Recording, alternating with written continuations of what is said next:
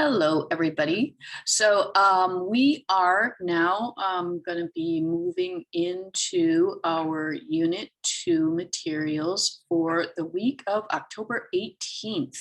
So this is the Monday, October 18th class video. And what we're going to do is look into the materials that follow up with the information for today's discussion post.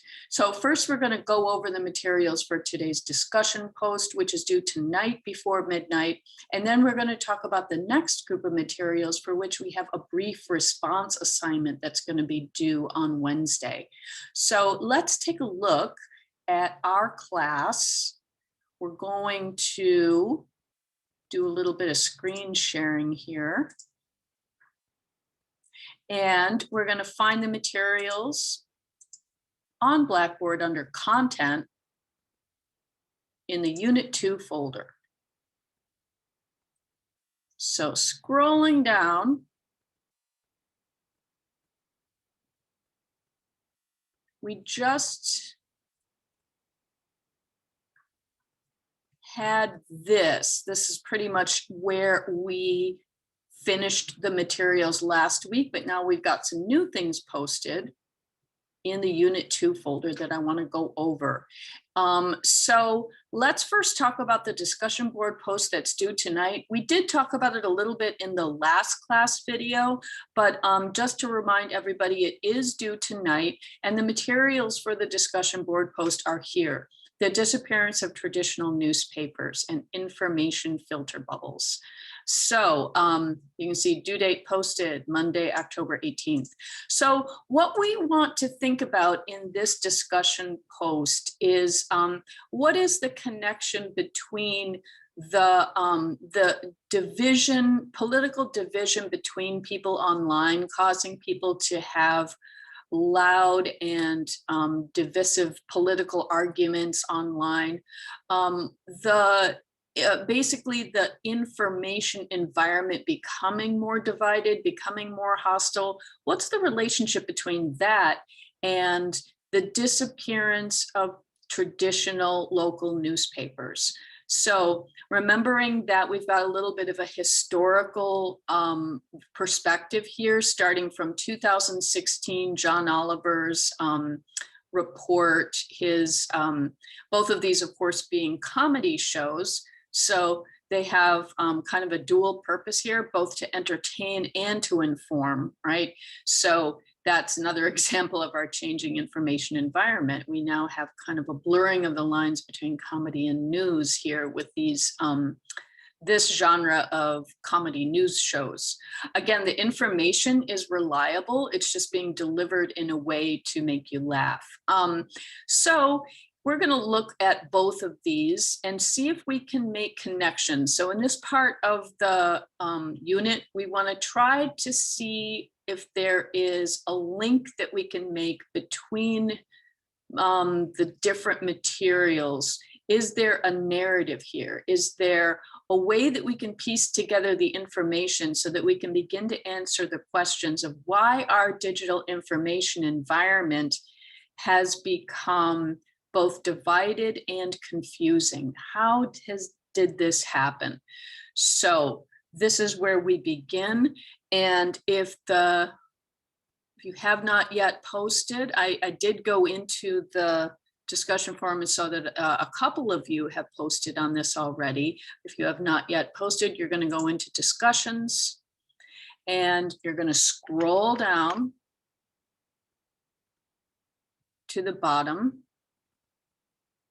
And we find this discussion, Unit 2, Forum 2, Filter Bubbles and the News. So we can see that we've got a few posts here. Remember that you need to not just post yourself, but you need to respond to two other students, okay? So if you posted but did not yet respond, please go back into the forum and respond to two other students to complete that assignment. Okay, so that's what's due tonight.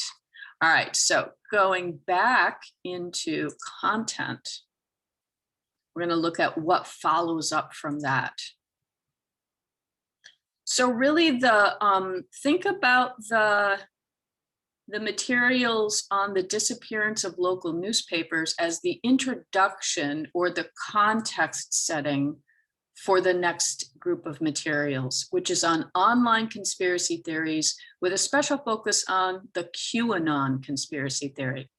So in Unit 2, we're focusing on digital information and societal health, and these three stories about the online conspiracy theory, QAnon, are probably the most high-profile example of online conspiracy theories and the impact that they can have in the real world.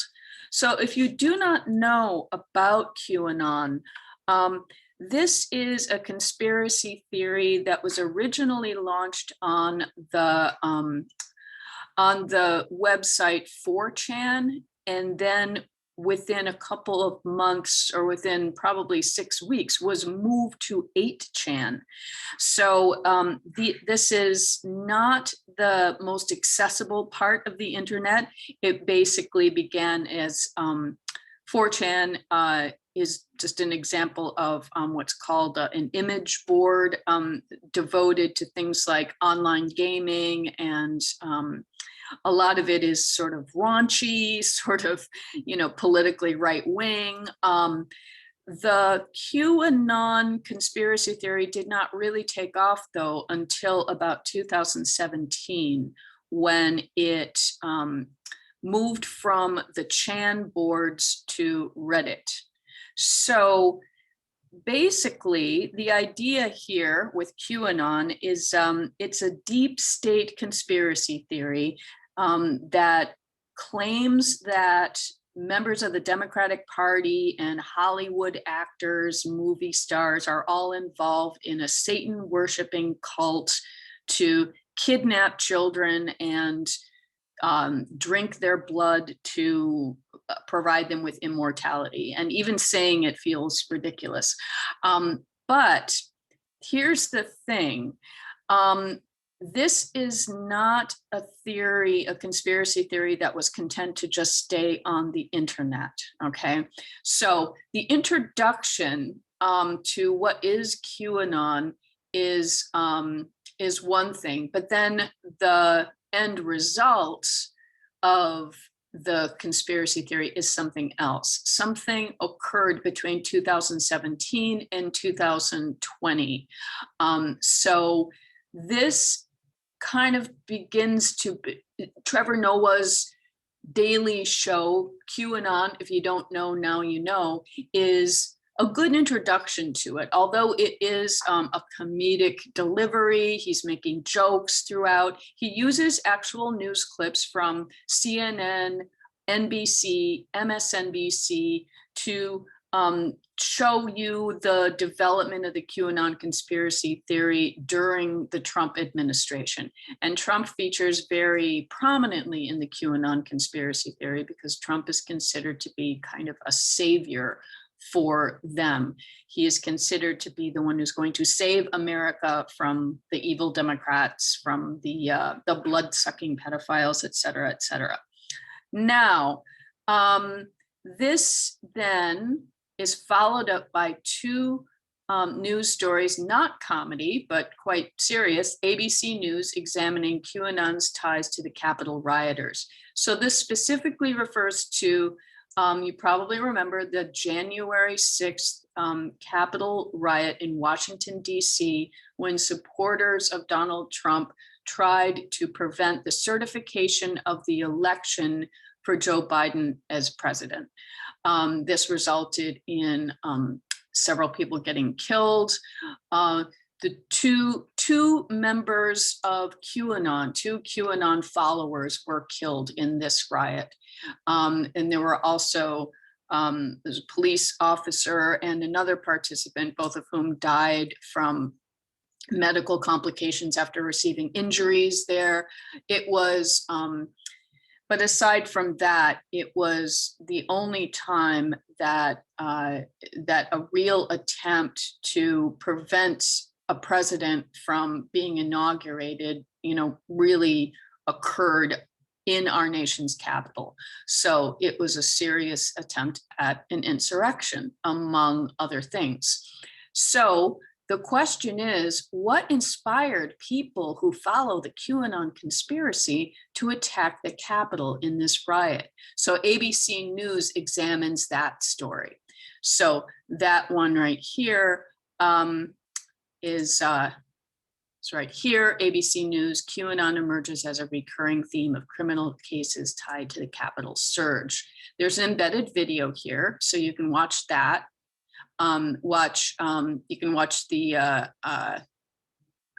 can also see some of the photos in here, but this is a story that was published in January, 2 weeks after the riot. Now, the second news story is from NBC News, and this is from a section NBC News called Think, which is, as I say here, opinions, analysis, and essays. So this one is written by Lynn Stewart Paramore, who is a cultural historian. So not a reporter or journalist, but somebody who studies the history of political movements in the United States. And she's taking a deeper look at what motivated another person who decided to take his political beliefs into his own hands, the Nashville bomber. So the Nashville car bombing attack happened before the Capitol riot. It happened on Christmas Day of 2020. And then a month later, not even a month later, because January 6th, it was January 6th was the Capitol attack. So these things are kind of lumped together in a sense, but it's a different conspiracy theory, right? So this is just to give us the sense that it isn't just QAnon, right? So QAnon is the focus of these stories, but it doesn't end there. So the QAnon is really just a manifestation of a whole set of conspiracy theories online that seem to be interlocked and connected throughout different platforms, both social media and message boards like Reddit, and also parts of the dark web, which are harder to access. But if one thing that people may be thinking is that QAnon disappeared after the Capitol riot when several of their high-profile members were arrested. But there's also, it's important to understand that many people who identify with the beliefs of QAnon don't really identify as QAnon members, right? So that is something to keep in mind. There is a brief response to this material. So this is due on Wednesday, October 20th before midnight. So let's just take a look at that brief response paper and what it's asking you to do. So for this brief response, you will watch the segment from Trevor Noah's Daily Show, QAnon, if you don't know, now you know, and then read the ABC News article by Olivia Rubin, Lucian Brueggemann, and Will Staken. And then you're going to read the NBC piece by Paramore, and then make connections between them. Make sure that you use a different color or font for your answers. Okay, so the first thing that we're looking at is the questions in from the Daily Show segment. There's a question, which social media platform saw the biggest jump in QAnon interest groups? What arguments does Trevor Noah use to explain why he thinks QAnon is a cult? So for this, you're looking at basically rhetorical strategy, right? He makes the claim that QAnon is not just a conspiracy theory, but a cult. What arguments does he use to make that claim? You don't have to agree or disagree, but just to identify the arguments. What well-publicized act of violence have QAnon members been arrested for, according to the materials? What do QAnon members think of Donald Trump? And then moving to the ABC News article. After reading the article and watching the embedded news video, why do you think experts, including FBI investigators, are calling QAnon a growing domestic terrorism threat? So for this one, make sure that you watch the embedded article, because that's where they interview the FBI official who's investigating QAnon and considers QAnon a domestic terrorism threat. Then it asks you about the 2 QAnon members who lost their lives in the January 6th attack. Who are they?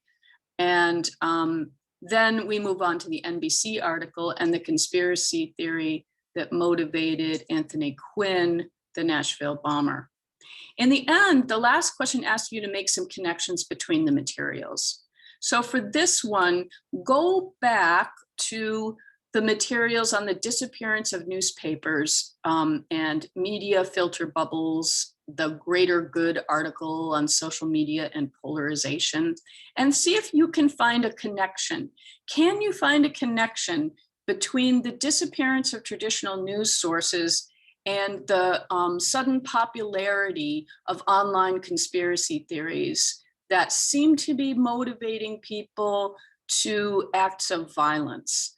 So this is what I want people to look at. Start to think about making connections. And if you don't think that they're connected, tell us why, okay? So for this is, asking you to kind of make an analysis and put it together. And this response is due on Wednesday, October 20th. So we're going to do one more class video about that. But if you're wondering about what's, I'm going to give most of the material on it in this video. So I will go over it briefly in the next one though. So what we're going to do with this material is I want everybody to be thinking about what aspect of this is most interesting to you and what direction you might want to take in your exploratory essay. So remember that the exploratory essay asks you to use 2 in-class sources and find 2 out-of-class sources. So this means that your topic that you're going to write about in the exploratory essay needs to have a connection to our class material, but the 2 outside sources that you find can potentially move you in a specific direction with it. So think about the whole topic of information, digital information technology, everything from the way that it has changed our lives during the COVID pandemic to what we've been looking at with the disappearance of local news and the replacement of traditional news with online information. And then moving from that to online conspiracy theories, this kind of extreme example of what disinformation online can lead to potentially. So see if any of this particularly sparks your interest. Remember that for the exploratory essay, most people in this class, and this is probably the 4th semester that I've taught it, most people opt to keep the same topic in their exploratory essay as in their research paper.